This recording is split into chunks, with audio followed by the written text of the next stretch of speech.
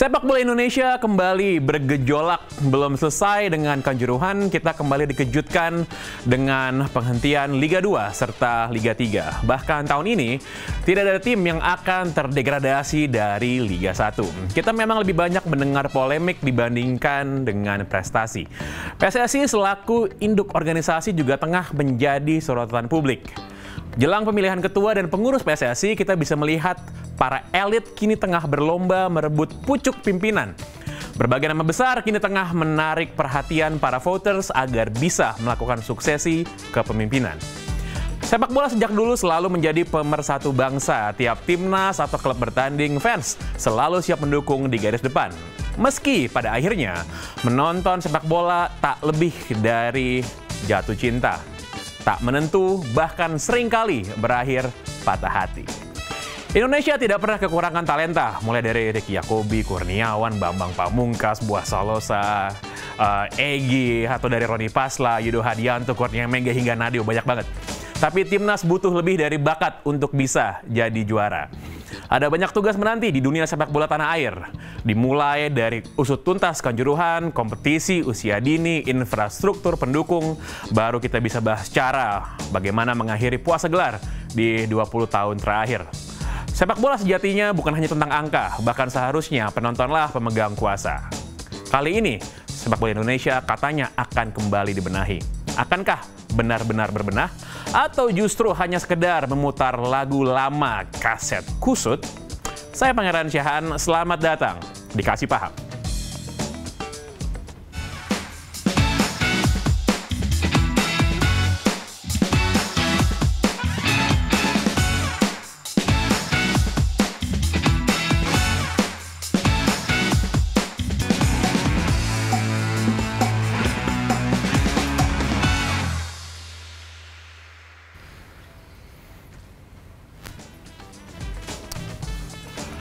Halo, apa kabar pemirsa BTV? Selamat datang kembali di Kasih Paham. Saya Pangeran Syahan. Kita akan seperti biasa berdiskusi dengan para tamu kita soal topik yang menarik perhatian kita sepanjang sepekan terakhir. Dan kalau kita melihat bagaimana media-media membicarakan satu topik ini, topik yang saya rasa dekat dengan banyak sekali masyarakat Indonesia. Sepak bola Indonesia. Saya rasa sebuah tontonan, sebuah hiburan bagi masyarakat yang meskipun nira prestasi, namun selalu penuh dengan perhatian. Kita tidak pernah gagal untuk terus mencintai sepak bola Indonesia meskipun lebih banyak hal yang bikin susah sih daripada bikin senang ya. Dan sekarang kami bersama dengan para tamu, para narasumber kami akan berdiskusi. Di sebelah kiri saya ada Effendi Syahputra dari Karo United. Siap, terima kasih Pange. Selamat malam. Ada juga Akmal Marhali, koordinator Save Our Soccer SOS, juga anggota TGWPF kemarin Kanjuruhan ya, Mas Akmal ya. Lalu ada rekan saya di sini sama Ramani, fans sepak bola, politisi muda, Madidista ya. Madidista. Dan juga bergabung bersama dengan kami sambungan online jurnalis senior Mas Anton Sanjoyo. Apa kabar Mas Joy? Baik Pange, kabar baik. Siap. Kita bicara soal sepak bola dulu deh. Kita lihat kemarin berulang kali perhatian kita tertuju kepada sepak bola Indonesia, tapi nggak pernah kepada hal yang menggembirakan. Tragedi Kanjuruhan misalnya. Timnas kemarin AFF kembali gagal. Lalu juga tiba-tiba Liga 2, Liga 3 berhenti. Tidak ada degradasi dari Liga 1. Lucu-lucu lah pokoknya ya, ini lucu-lucu sebenarnya. Tapi saya mau ke Mas Akmal dulu nih, sebagai orang sudah lama sekali menggeluti sepak bola Indonesia. Apa sih sebenarnya salahnya ini yang namanya bola Indonesia ini, Mas Akmal? Ya, kalau saya waktu memberikan laporan ke Pak Jokowi, laporan TGVF, saya minta waktu cuma 1 menit bicara ke Pak Jokowi bahwa masalah sepak bola kita ada di akarnya.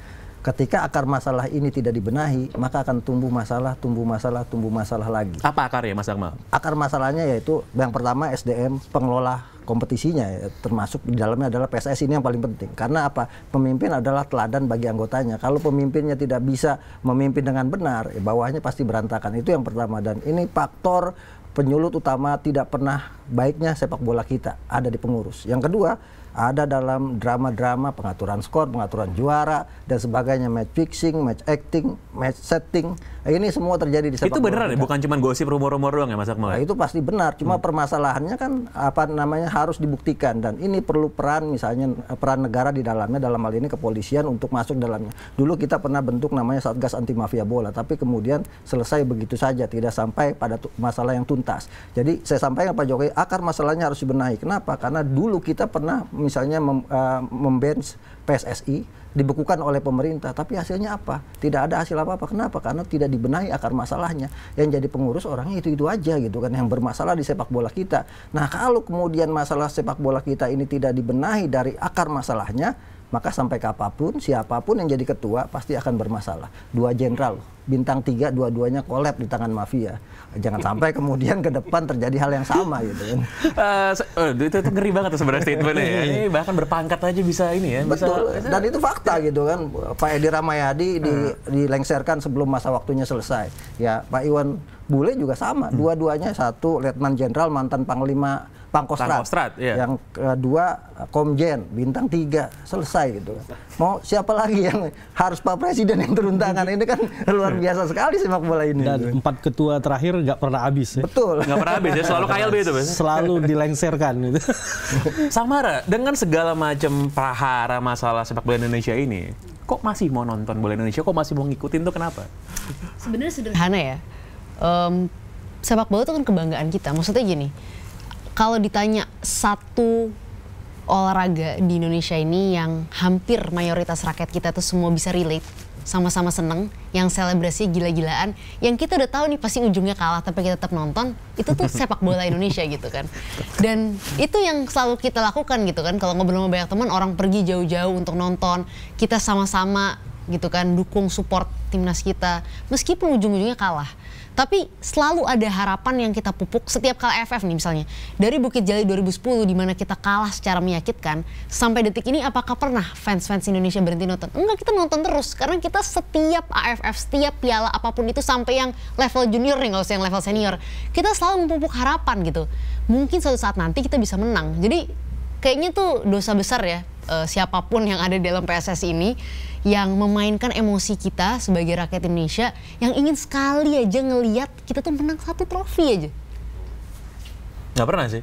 Saya ingat dulu Indonesia itu pernah juara Piala Kemerdekaan, itu karena lawannya WO ya, Mas Akmal kalau nggak salah ya? Karena lawannya dipukul. Lawannya dipukul, pas kapten WO kan, 2007 itu. 2008. Tahun 2008 itu waktu itu ya. Bang Effendi, ini kebetulan kita kenal Bang Effendi nonton bola udah lama nih, bahkan sebelum bola Indonesia kita dulu ya, tim yang itu, tim merah itu yang dari Inggris itu. Merah yang itu. Merah yang itu. Nah pertanyaannya gini, setelah melihat masuk nih, kan sekarang juga mengurus tim profesional Liga 2, Karo United. Sebagai orang yang masuk ke dalam, melihat apakah memang sengeri itu sepak bola Indonesia, bermasalah itukah bola Indonesia? Ya, saya nyemplung ke bola itu sebenarnya dari 2017 ya, ngurus beberapa klub.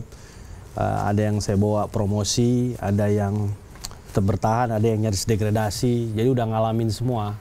Memang isu-isu seperti pengaturan skor, isu-isu ada mafia di sepak bola itu kan dia tidak terlihat tapi tercium gitu. Jadi ada dia tapi nggak bisa kita lihat, dan itu dibuktikan dengan dulu sempat dibentuk mafia Satgas Mafia Bola itu. Saya sih melihat kalau di level klub, di level liga memang ini ya syarat kepentingan gitu loh. Nah maka itu kadang-kadang ada tim-tim yang diuntungkan, ada tim yang memang bakal ditumbalin gitu loh. Jadi masalahnya memang muaranya asalnya memang dari federasi lagi. Jadi memang kalau ditanya sekarang perubahannya harus dimulai dari mana? Dari federasi. Dari federasi lagi. Dan saya pikir ini momentumnya setelah pasca Kanjuruhan munculnya 2 kekuatan sekarang yang benar-benar bikin voter sekarang ini agak berbeda. Pemilihan ketua umum kali ini agak berbeda dengan pemilihan ketua umum sebelumnya. Ini ada 2 tokoh yang punya koneksi politik cukup kuat di Indonesia ini yang sama-sama bersaing. Kalau nggak salah dua-duanya itu calon wakil presiden malah ya.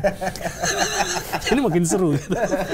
Ini makin seru. Kalau menurut saya sih makin seru. 2 apa 1 itu? Hah? Dua-duanya kan pernah mengikrarkan. Pak Nyala pernah mengikrarkan ya. Ya saya pikir inilah momentum kalau kita mau benah-benah, kalau kita mau ngerubah sepak bola, karena memang nggak bisa kita pungkiri bau busuk itu memang berasal dari federasinya sendiri. Itu aja dulu dibenahi. Kita berharap setelah itu dibenahi pelan-pelan ini bisa berubah, baik itu liganya, baik itu kompetisi usia mudanya maupun sayang kita punya alat senjata yang ampuh dalam bentuk Inpres nomor 3 2019, tapi itu sama sekali nggak pernah disentuh oleh siapapun orang-orang di federasi, baik itu ketua umum mau exco. Jadi itu kayak berlalu aja, padahal itu sebuah kekuatan maha dahsyat yang bisa membuat sepak bola kita bangkit. Bayangkan ada beberapa belas kementerian, seluruh gubernur, wali kota, kabupaten diajak bersama-sama untuk membangun sepak bola, tapi nggak pernah terrealisasi sampai sekarang. Saya pikir di tangan kedua orang yang akan bersaing sekarang ini yang memang punya koneksi politik bagus dengan semua petinggi-petinggi dan pejabat-pejabat di daerah, ini bisa dimaksimalin. Kenapa Bang Fendi cuma bilang 2 padahal caketumnya itu ada 5-6 tuh? Yang daftar terakhir saya pikir cuma 2 ya, yang mengembalikan formulir terakhir. Dan didukung oleh voters ya? Dan yang memang tampak di media sekarang didukung oleh voters adalah ada 2 gitu loh. Kutubnya sudah kelihatan. Saya sebagai salah satu voters juga udah ngelihat memang 2 ini yang serius gitu. Paling tidak sampai saat ini mereka yang sudah menghubungi, 2 pihak juga sudah menghubungi saya gitu, sudah ngajak komunikasi untuk bicara langsung soal dukungan dan lain-lain. Saya pikir kalau ini tanggal 16 hasil KP tidak akan berubah, mungkin 2 nama ini yang akan bertarung terus sampai di arena Kongres 16 Februari nanti. Baik, saya mau ke Mas Joy dulu. Mas Joy, ini juga ini ya, ini rekan lama saya nih. Kita dulu tiap weekend kita nontonin Liga Inggris ya, Mas Joy ya. Liga yang sangat profesional. Saya mau nanya, sebenarnya seberapa jauh sih liga kita dibandingkan dengan liga profesional tersebut gitu, Mas Joy?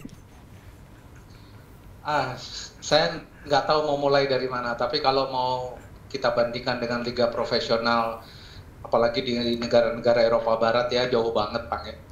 Jauhnya tuh bumi dan langit lah. Tapi saya ngeliput sepak bola ini kan dari tahun 92, Pak. Ya. Tahun 2010 saya bikin Liga Anak-anak, Liga Kompas U2, U14. Jadi saya tahu betul bahwa sebetulnya masalah persepak bolaan kita itu bukan cuma di federasi atau asosiasi ya, menurut FIFA itu. PSSI memang sangat bermasalah seperti Akmal bilang tadi karena orangnya itu juga. Dan sekarang kalaupun ada 2 calon yang paling prominent yang sepanjang sejarah pemilihan ketua umum PSSI, apakah mereka mampu mengendalikan exco yang notabene kan dipilih oleh voters, gitu. Nah ini di sini kebetulan ada salah satu voters ya. Kalau voters dari klub saya percaya ya, otaknya tuh masih, kecerdasannya tuh masih ada, logikanya masih ada gitu ya. Yang nggak ada yang dari mana Mas Joy? Yang nggak ada otaknya itu kan sebetulnya yang di asprof itu kan. Maksud saya selalu yang terpilih adalah orang-orang yang tidak punya kapabilitas sebetulnya di ESCO itu untuk mengurus sepak bola dengan benar. Mungkin mereka pengusaha, mungkin mereka orang-orang hebat di perusahaan, mungkin mereka politisi yang hebat gitu ya.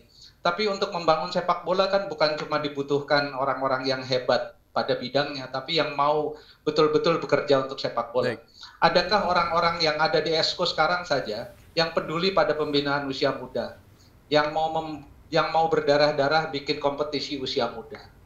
Pange, kalau di Inggris, di Itali, di katakanlah you name it, negara-negara Eropa Barat, kan mereka tuh hebat karena mereka punya grassroots dan punya youth system yang luar biasa. Sehingga Spanyol bisa juara dunia, Jerman bisa 4 kali juara dunia.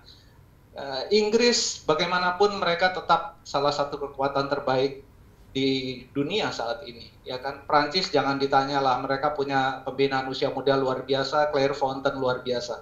Jadi Pange, kalau Anda tanya kenapa sepak bola Indonesia jauh banget dari kompetisi di Eropa, levelnya ya jauh banget, bahkan untuk level Asia saja kan kita tuh kalahnya jauh banget. Jangan dari Jepang, dari Korea Utara lah, dari Vietnam aja sekarang kita tertatih-tatih. Jadi menurut saya persoalan besarnya adalah sebetulnya pada environment juga. Organisasi sangat bermasalah, tapi environment juga bermasalah. Baik. Karena kalau kita terjun ke pembinaan usia muda, masalahnya itu dari orang tua, dari SSB, semuanya berasal dari sana. Tidak ada kompetisi untuk mereka. Baik, Mas Joy. Nanti kita sambung lagi nih, baru mulai ini udah hangat ini diskusi ya. Jangan kemana-mana pemirsa BTV, kita akan bahas lebih dalam, kita kasih paham soal sepak bola Indonesia. Tetap bersama kami dalam Kasih Paham.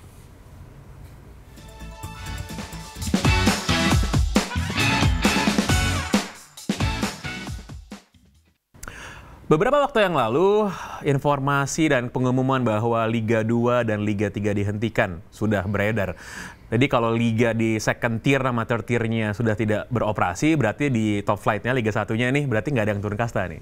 Nah pertanyaannya, Liga kompetisi seperti apa yang bisa kita harapkan ketika nggak ada promosi dan juga degradasi? Sebelum saya ke Akmal sama ke Samara, saya nanya ke pelaku dulu nih. Kebetulan klubnya ada Liga 2 nih. Bang Effendi, gimana Bang? Iya, secara sporting merit sih nggak ini ya, nggak tercapai Liga 1. Jadi saya sebenarnya ingin cerita dulu. Kita ini agak bingung ketika Liga 2 berjalan dengan cukup baik ya. Tiba-tiba dipanggil gitu loh kan. Waktu itu masalah Kanjuruhan. Mundur semua kan, Liga 1 mundur, Liga 2 mundur, Liga 3 yang udah jalan juga pending. Belakangan Liga 1 berjalan, Liga 2 masih mundur. Kita nanya kepastian soal Liga 2, diundang ke Jakarta. Sampai di Jakarta tiba-tiba diadakan rapat oleh LIB dan lain-lain. Sebagian klub peserta itu menginginkan Liga tetap lanjut. Jadi ditanya pendapat, gimana nih, Liga mau lanjut nggak? Tapi dari arahnya itu kayaknya mengarahkan, kayak kita ditakutin gitu. Ini kalau kita lanjutin harus ada risk assessment katanya. Polisi harus datang, PUPR harus meriksa stadionnya, dicek semuanya. Dan nanti kedatangan itu harus klub yang biayain.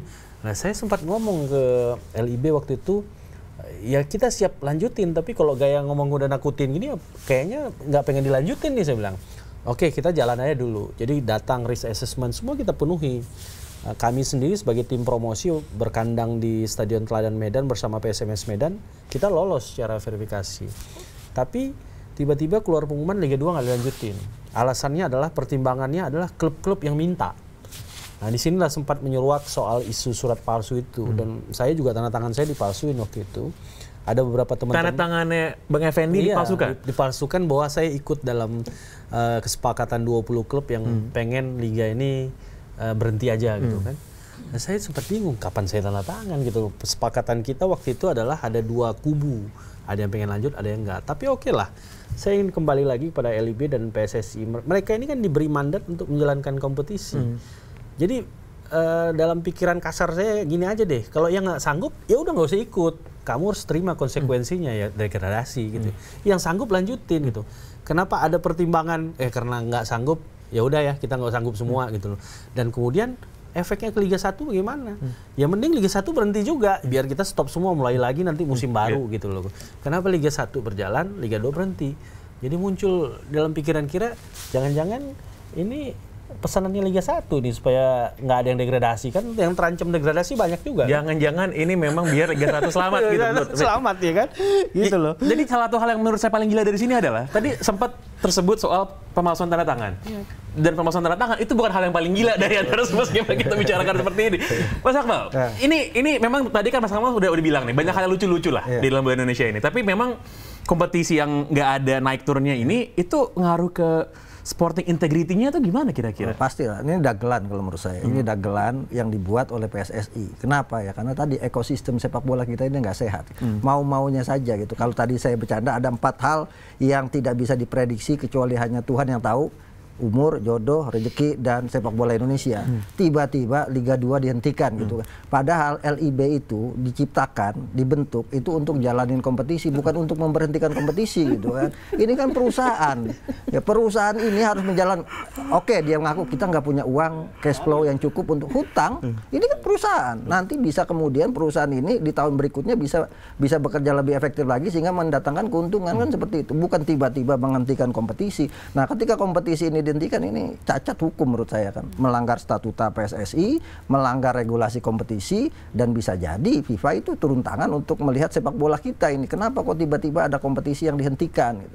Nah, permasalahan utama di sepak bola kita kan ini karena dari awal memang sistemnya tidak berjalan dengan sehat. Ada kan 5 aspek klub profesional, finansial, infrastruktur, legalitas, SDM, dan aspek sporting.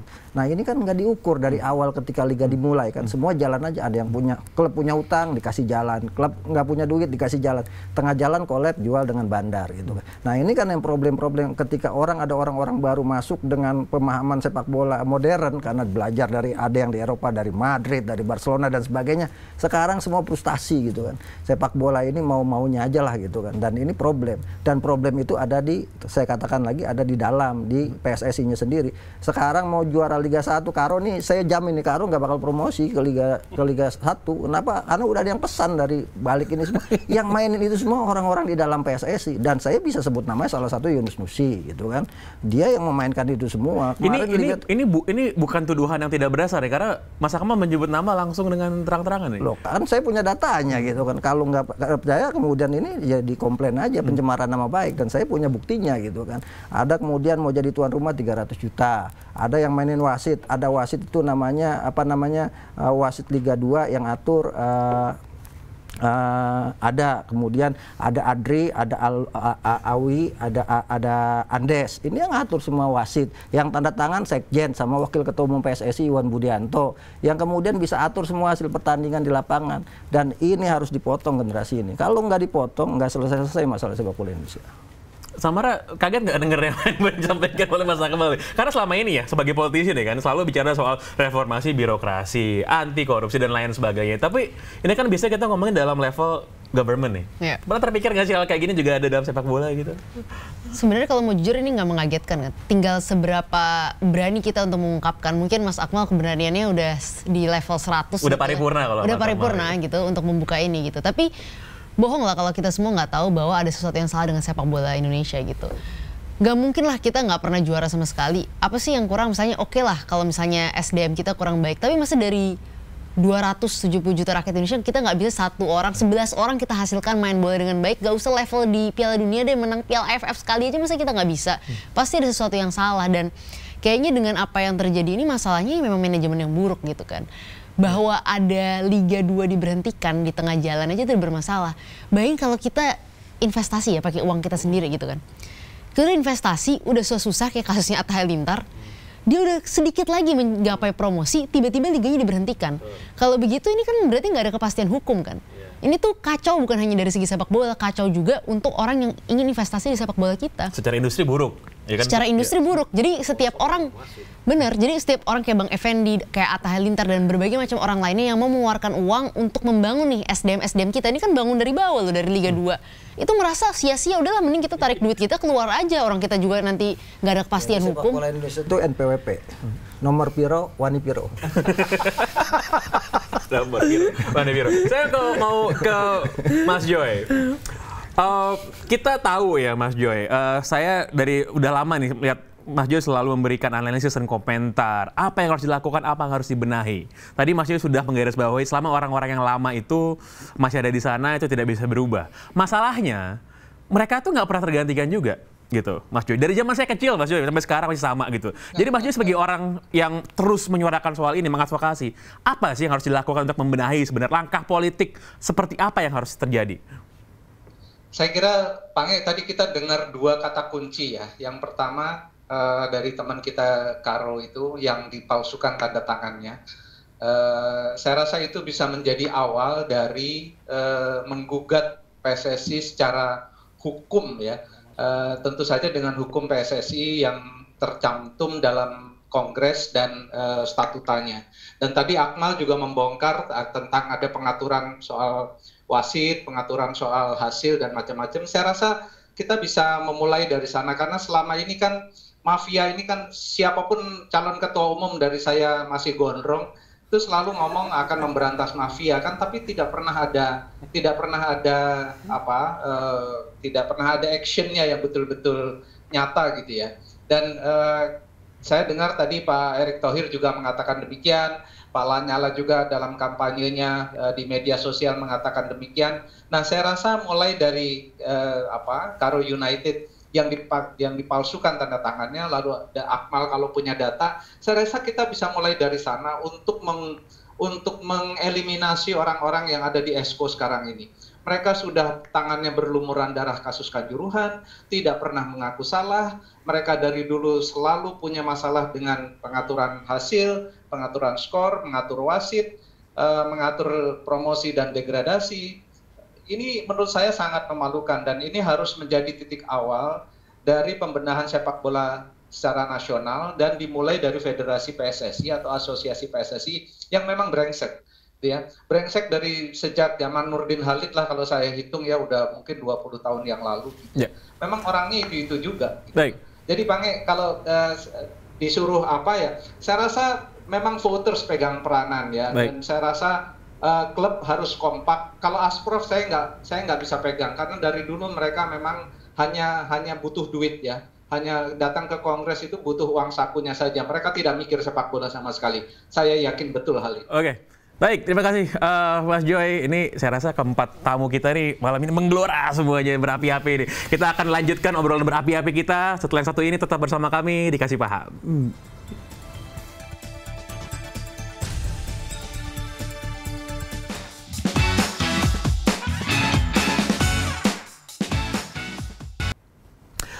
Kita akan menyaksikan nanti pada Februari tanggal 16 KLB Kongres PSSI akan memilih kepengurusan PSSI yang baru. Nama-nama calon ketua umumnya sudah beredar juga untuk wakil ketua umum dan juga untuk orang-orang yang mencalonkan diri sebagai exco. Saya mau bertanya sekarang kepada tamu-tamu kita nih di studio. Seharusnya ini ketua umum PSSI seperti apa sih yang bisa kita harapkan untuk memberikan perubahan, perbaikan sepak bola Indonesia, Mas Akmal? Kalau saya sih yang berani potong satu generasi, siapapun orangnya gitu kan. Kalau kita lihat sebenarnya profil seperti tadi dikatakan oleh Bang Edi bahwa ada dua tokoh ini sebenarnya kuat. Punya kekuatan politik, punya kekuatan kekuasaan, dan juga punya kekuatan uang. Dua-duanya ya. Dua-duanya juga punya kampanye yang bagus. Harus bernyali, Pak Erick Thohir. Kemudian Pak Lanyala berantas mafia bola. Tapi tidak hanya semua bernyali, itu, tapi harus nyala kan. Nah iya, itu kan. Tapi ini semua menjadi tanda tanya besar apakah nanti mampu untuk melakukan itu semua. Pertama yang harus dilakukan, menurut saya adalah Pak Erick maupun Pak Lanyala berani kampanye siapa susunan EXO-nya ke depan gitu kan, sebagai sebuah paket buat mereka bahwa mereka benar-benar ingin membangun sepak bola kita, dan ini harus dikampanyekan juga kepada seluruh stakeholder yang akan memilih gitu. Jangan pilih mereka-mereka yang bermasalah gitu. Kenapa? Karena ini akan mencoreng ketua umum sendiri. Entah Pak Erick nanti kepilih atau Pak Lanyala kepilih, kalau misalnya ada Yunus Nusi gitu kan, ada orang-orang yang bermasalah, ya sama saja gitu kan. Nah, ini yang harus kemudian dilakukan oleh kedua calon. Yang kedua, yang paling penting adalah jangan sampai kemudian pemilihan ketua umum PSSI ini semua money politik yang terjadi, dan itu sejak zaman Nurdin, bagi-bagi uang bisa di kamar mandi, di toilet dan sebagainya gitu kan. Musim lalu, tahun lalu juga seperti itu, banyak yang kemudian keluar uang. Nah, inilah kemudian jangan sampai pemilik suara ini jadi peserta 3D. Datang, duduk, duit, pulang. Tidak berpikir sepak bola Indonesia untuk kali ini saja gitu kan. Kita berharap para pemilik suara itu benar-benar berpikir untuk masa depan sepak bola Indonesia. Football is our hope, not our job lah istilahnya seperti itu. Bahwa sepak bola ini harapan kita, harapan tadi Samara bilang harapan kita untuk kapan sih kita angkat trofi dan sebagainya. Jadi Mas Akmal, Pak Erick Thohir atau Pak Nyala nih? Dua-duanya sih menurut saya bagus, dua-duanya. Tapi yang paling penting itu tadi, jangan mengawali sesuatu dengan cara yang salah, karena kedepannya pasti akan salah. Siapapun yang akan menang dan tampil, maka dia harus memulai sesuatunya dengan cara-cara yang benar. Jangan ada money politik, itu yang paling penting ya. Yang kedua adalah jangan sampai kemudian pengurus-pengurus yang ada saat ini yang tampil itu lagi gitu, yang bermasalah di sepak bola Indonesia. Nah, kalau itu kan mau Pak Erick kepilih pasti akan tercoreng tengah jalan. Apalagi kalau kemudian tengah jalan ada ulah-ulah yang mereka lakukan. Mau Pak Lanyala bahkan udah punya pengalaman, digorok 2016 gitu kan. Sekarang maju lagi mau bayar utang. Tapi kalau kemudian misalnya kabinetnya L4 lu lagi ya nggak akan berubah sepak bola kita gitu. Samara, gimana? Siapa nih yang harus jadi ketua umum PSSI? Kalau misalnya aku sih clear ya, artinya dari dua pilihan ini dalam pandanganku yang paling bagus ya Pak Erick.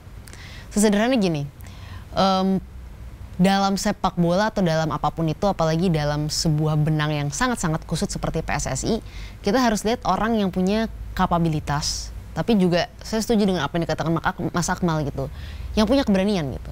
Nah, keberanian itu gimana kita cara mengukur keberanian? Keberanian itu cara mengukurnya cuma dari satu hal, dari track record.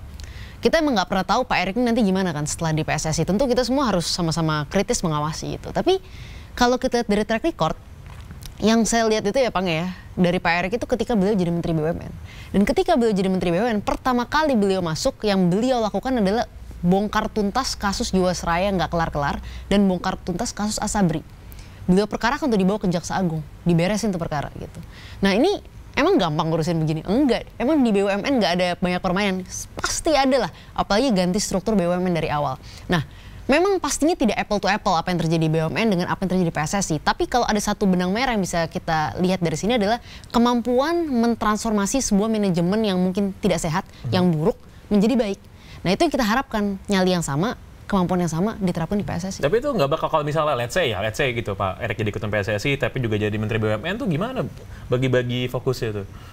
Enggak lah, karena sebenarnya apa yang dilakukan di BUMN dan di PSSI itu kan bukan berarti nggak bisa dilakukan bersama-sama gitu.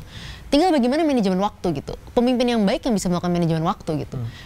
Seorang presiden melakukan banyak hal, memiliki banyak fokus, tapi beliau bisa melakukan segala hal. Ya Pak Erik juga bisa melakukan itu, sama seperti menteri-menteri lain yang juga menjadi ketua-ketua asosiasi. Pak Prabowo juga asosiasi silat gitu kan, dan berbagai macam menterinya, kayak ada yang menteri yang latar belakangnya juga ketua asosiasi wushu dan lain sebagainya. Jadi tinggal bagaimana manajemen waktu yang baik dan perform di dua-duanya. Baik. Ini relate sebenarnya soal ini, bahwa itu tadi menyambung Bang Akmal juga, Pak Erik ini sebagai ketua umum cuma simbolik aja. Dia kabinetnya yang nanti akan bekerja. Di sepak bola itu yang akan bekerja exco sama kesekjenan. Ini yang harus dipilih orang-orang yang mau bekerja. Karena gini loh, kalau lihat sekarang komposisi malah Pak Menpora udah ikutan nih. Buat waketum ya? Waketum. Udah pasti ketua umum mau waketum satunya ini udah susah nih untuk bergerak. Jadi yang akan bekerja itu waketum 2 dan susunan exco yang akan 24 jam ini. Dan yang paling penting lagi di kesekjenannya. Kalau seperti kata Bang Akmal tadi, lo lagi ya susah juga untuk berharap berubah. Nah tadi saya ngomong sama Pange kan, contoh aja Gianni Infantino, dia berani rombak tuh semua, kesekjenannya aja bukan orang bola gitu loh. Dan bukan tidak mungkin kalau memang Pak Erik yang nanti akan memenangkan pertarungan ini atau Pak Lanyala, ya orang-orang seperti Bang Akmal, Samara jadi ini sekjen aja, ya kan? Itu akan merubah persepsi. Sesajen.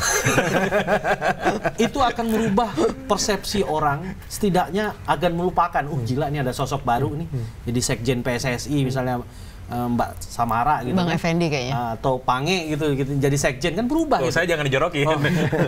Ini berarti ada niat nih dari ketua umum untuk berubah. Nah, tapi sekali lagi saya tekankan bahwa memang di PSSI itu ketua umum ini hanya simbolik. Yang bekerja memang exco. Makanya yang disebut-sebut namanya oleh Bang Akmal tadi, ya karena mereka yang bekerja yang punya authority sebenarnya. Yang kerja full time dan mengerti bola gitu, yang mengerti peta sepak bola dan politik sepak bola Indonesia. Itu yang paling penting. Jadi tugas voters juga dan juga tugas teman-teman ini untuk mendorong para voters untuk memilih calon-calon kabinetnya, baik Pak Erik maupun Pak Nyala, untuk duduk di kabinetnya masing-masing, ya harus yang berkualitas dan memang bersih lah istilahnya. Walaupun di sepak bola kita tokoh-tokohnya jarang juga yang bersih. Jadi bukan cuma ketumnya tapi juga pengurusannya dan juga exco-nya. Mas Joy, saya sengaja ini nanya terakhir karena kalau saya menangkap nadanya dari semua narasumber kita malam ini, yang paling skeptis sebenarnya dengan bola Indonesia itu Mas Joy sebenarnya. Tadi kayak bilang siapapun pemimpinnya, ketua umumnya akan sulit. Tapi kalau kita melihat nama-nama yang ada ini, Mas Joy, analisanya Mas Joy gimana? Prediksi Mas Joy gimana? Sebagai ketum? Ya gini, semua yang dibilang Tamara lah, dibilang Mas Effendi, Akmal itu kan kalau atau Erick Thohir kah atau Lanyala kah, yang milih exco ini kan bukan mereka. Yang milih exco ini kan para voters gitu loh. Itu masalahnya dari dulu, kecuali kalau ada perubahan mendasar pada AD dan ART-nya PSSI. Untuk pemilihan exco bukan lagi lewat voters-voters yang menurut saya voters-voters bodong gitu ya. Karena mereka memang tidak pernah bekerja untuk sepak bola. Jadi ginilah sekarang, kalau kita lihat calonnya exco ini kan, udah kalau saya jadi voters, coret aja itu yang namanya Son Haji, Yunus Nusri, siapa lagi, Iwan Budianto, Hasani Abdul Ghani. Nggak mungkin ya Hasani Abdul Ghani, karena itu dia adalah underbow-nya Erick Thohir. Kalau Erick Thohir kau pilih, Hasani Abdul Ghani mau salah kayak apa juga tetap jadi exco. Jadi kan ini nggak mungkin gitu ya. Itu orang-orang itu harus dicoret semua dari daftar pemilihan. Karena mereka, pertama mereka bertanggung jawab atas tragedi Kanjuruhan. 135 orang mati adalah bagian dari tanggung jawab mereka. Yang kedua, mereka terbukti busuk ya. Indonesia nggak pernah punya prestasi apa-apa di tangan mereka. Jadi jangan dipilih lagi lah orang-orang itu. Udah mah nggak punya hati nurani, ya kan? Mereka maju lagi tanpa malu-malu untuk jadi exco. Yang memilih adalah para voters juga yang nggak pernah tahu malu, nggak pernah bekerja gitu ya. Nah ini yang saya selalu skeptis lah. Mau Erick Thohir kayak mau Lanyala, kalau exco-nya model-model Iwan Budianto, Yunus Nusri, Son Haji, Ahmad Riyad, saya sebut semuanya, Hasani Abdul Ghani, semuanya nggak akan maju Indonesia gitu loh. Karena kan tadi Bang Effendi juga bilang, yang jadi ketum itu kan cuma simbol. Apalagi orang-orang sangat sibuk seperti Erick Thohir dan Lanyala. Mana mungkin ngurusin Esko, model-model Son Haji, model-model Yunus Nusri kayak gitu kalau mereka terpilih lagi. Ya kan, yang berkuasa mereka-mereka lagi nanti gitu loh. Jadi itu saya sangat skeptis. Kecuali Erick Thohir atau Lanyala bisa ngomong, kalau saya terpilih, saya tidak mau bekerja sama dengan mereka. Pilih orang lain. Pilih yang ada di dalam daftar tapi bukan Esko lama. Kalau mereka bisa melakukan hal itu, saya akan dukung PSSI. Selama tidak, saya tidak akan pernah lagi mendukung PSSI karena begitu-begitu aja. 30 tahun Pange, saya mengikuti PSSI. Ya, orangnya itu saja. Hanura Sumitro lah, ya orang-orang itulah, Iwan Budianto, bosen saya lihatnya dan tidak pernah ada prestasi apa. Baik. Jadi saya skeptis saja, mau Lanyala, mau Erick Thohir, kalau Esko-nya masih itu juga, jangan harap kita ada kemajuan. Baik, sini menghangat ini ya, ini malam tapi Ada lanjutan. lanjutan nih kayaknya. Oke, kita masih ada satu kesempatan lagi, jangan kemana-mana, tetap bersama kami, Dikasih Paham.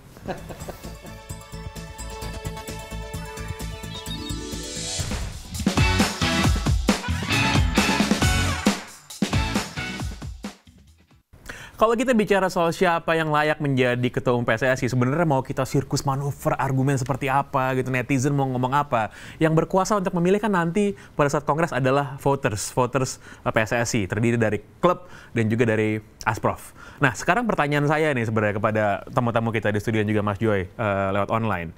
Apa yang harus dilakukan nih untuk bisa berkomunikasi dengan voters-voters yang totalnya 87 ya. Jadi bagaimana orang-orang yang akan bertanggung jawab kepada kebahagiaan 270 juta rakyat Indonesia untuk nonton bola, itu 87 orang yang nentuin siapa aja yang akan tanggung jawab. Mas Akmal, apa nih yang harus dilakukan biar bisa ngomong kepada para pemilih ini? Ya, saya cuma berharap ihdinas siratal mustaqim lah. Tunjukkan sepak bola kita ke jalan yang lurus. Karena sudah berapa kali pergantian pengurus PSSI, ya problemnya itu-itu aja gitu kan. Jadi kalau sekali lagi saya katakan ya harus potong satu generasi. Artinya kan sekarang pemerintah ikut terlibat di dalamnya dalam usaha membenahi sepak bola kita. Ada impres percepatan pembangunan sepak bola nasional. Bahkan sekarang Pak Jokowi menyatakan harus ada transformasi sepak bola nasional. Nah, pesan ini harusnya menjadi pesan buat para peserta kongres nanti. Bahwa mereka diamanatkan untuk sama-sama membenahi sepak bola kita gitu kan.